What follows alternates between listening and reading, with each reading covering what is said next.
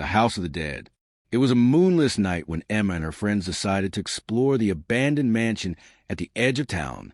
Everyone had heard the stories, whispers about the house, how it had once been a lavish home, owned by the enigmatic Dr. Roderick Graves, a brilliant but reclusive scientist.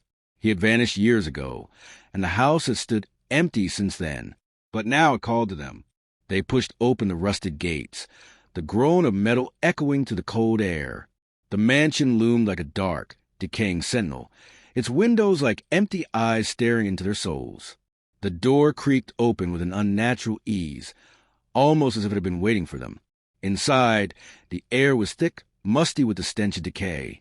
The walls were covered in dark, dripping stains, and cobwebs clung to every corner. Faint scratches and claw marks marred the floor, but the worst part was the silence.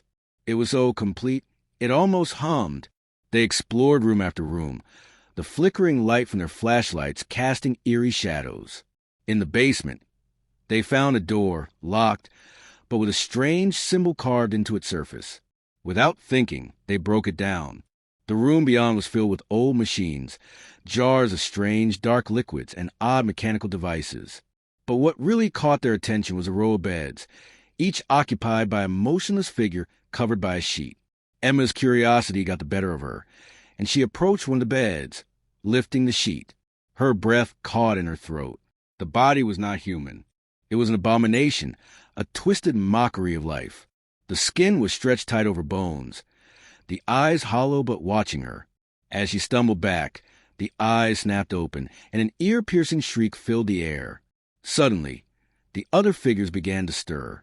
The machines buzzed alive, and the house itself seemed to groan in response.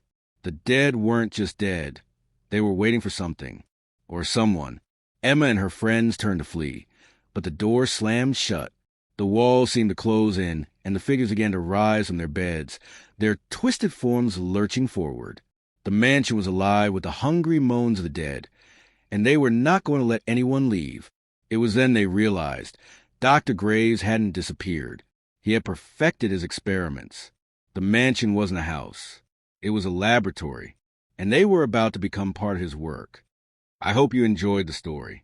Would you like to add more details, or maybe explore another part of this haunted house?